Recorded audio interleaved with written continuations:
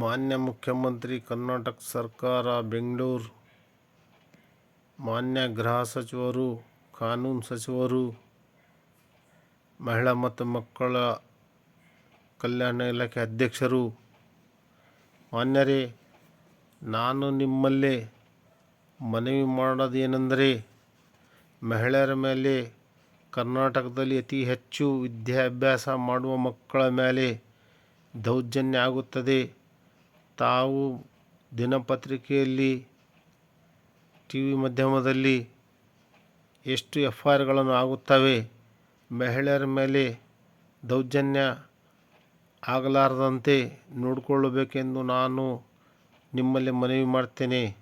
ಮಾನ್ಯರೇ, ತಾವು ನಮ್ಮ ರಾಯಚೂರು ಜಿಲ್ಲಾ ಲಿಂಗಸೂರು ತಾಲೂಕು ಹಟ್ಟಿ ಗೋಲ್ಡ್ ಕಂಪನಿ ಚಿನ್ನದ ಗಣಿಗೆ ಆಗಮಿಸುತ್ತಿರುವ ಬಗ್ಗೆ ಬಹಳ ಸಂತೋಷದ ಮಾತು.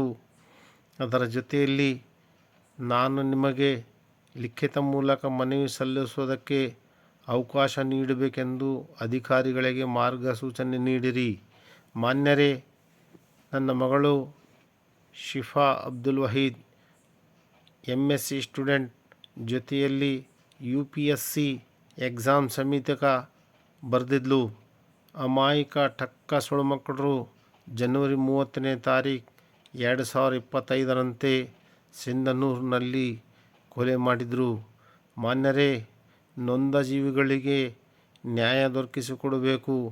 ಮಹಿಳೆಯರ ಮೇಲೆ, ವಿದ್ಯಾಭ್ಯಾಸ ಮಾಡೋರ ಮೇಲೆ ಯಾಕೆ ಈ ಥರ ಆಗುತ್ತದೆ? ಯಾವ ಮಹಿಳೆ ಮೇಲೆ ದೌರ್ಜನ್ಯ ಆಗಲಾರದಂತೆ ನೋಡ್ಕೋಬೇಕೆಂದು ಮಹಿಳಾ ಮತ್ತು ಮಕ್ಕಳ ಕಲ್ಯಾಣ ಅಧ್ಯಕ್ಷರಲ್ಲಿ ಮನವಿ, ಎಲ್ಲ ಅಧಿಕಾರಿಗಳಲ್ಲಿ ಮನವಿ. ಮಾನ್ಯರೇ, ಈ ಥರ ಘಟನೆ ಆದರೆ ವಿದ್ಯಾಭ್ಯಾಸ ಯಾವ ಥರ ಮಾಡಿಸ್ಬೇಕು? ದೇಶದ ಪ್ರಧಾನಮಂತ್ರಿ ಇಂದಿರಾ ಗಾಂಧೀಜಿ ಹೇಳಿದರು, ಬೇಟಿ ಬಚಾವ್ ಬೇಟಿ ಪಢಾವ್.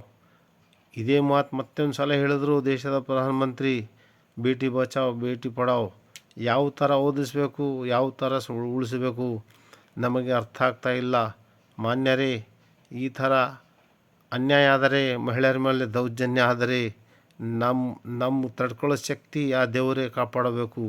ಮಾನ್ಯರೇ, ಈ ಘಟನೆ ಆಗಲಾರ್ದಂತೆ, ಮಹಿಳೆಯರ ಮೇಲೆ ದೌರ್ಜನ್ಯ ಆಗಲಾರ್ದಂತೆ ನೋಡ್ಕೋಬೇಕು, ಕಾನೂನು ತಿದ್ದುಪಡಿ ಮಾಡಬೇಕೆಂದು ನಾನು ಅಬ್ದುಲ್ ವಹೀದ್ ಲಿಂಗಸೂರು ನಿಮ್ಮಲ್ಲಿ ಮನವಿ ಮಾಡ್ತೇನೆ. ನಾನು ನೇರವಾಗಿ ಮನವಿ ಸಲ್ಲಿಸುವುದಕ್ಕೆ ಅವಕಾಶ ಮಾಡಿಕೊಡಬೇಕು. ಎಲ್ಲ ಅಧಿಕಾರಿಗಳಲ್ಲಿ ಮನವಿ. ವಂದನೆಗಳು.